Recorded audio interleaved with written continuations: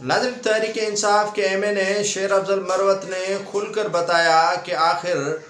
یہ جو وزیر اعلیٰ خیبر پختونخوا ہے علی امین گنڈا پور، وہ بنو جلسے سے لے کر اسلام آباد دھرنے تک کتنی اپنی زمین فروخت کرے گا۔ عمران خان کے حوالے سے ان کا کہنا تھا کہ عمران خان کو وہ جواب نہیں دے سکتے، لیکن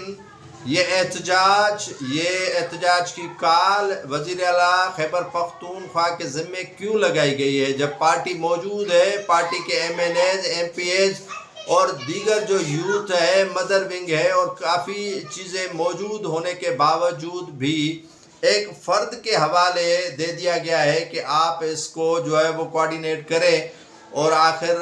جو علی امین گنڈا پور کے حوالے سے ان کا کہنا تھا اور انکشاف کیا کہ اس نے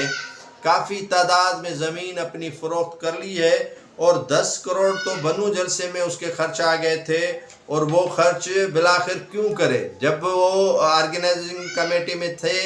تو وہ حیدرآباد، میرپور خاص، کراچی اور سندھ کے دیگر علاقوں کا دورہ کیا، اور کافی علاقوں میں وہ خود گئے، اور کافی علاقوں میں وہ چل کر تنظیم کے حوالے سے انہوں نے جو ہے وہ کافی لوگوں کو اکٹھا کیا، اور اس میں پروٹیسٹ کمیٹی جو ہے وہ بننی چاہیے جو تحریک انصاف کو متحرک کرے۔ شیر افضل مروت کا کہنا تھا کہ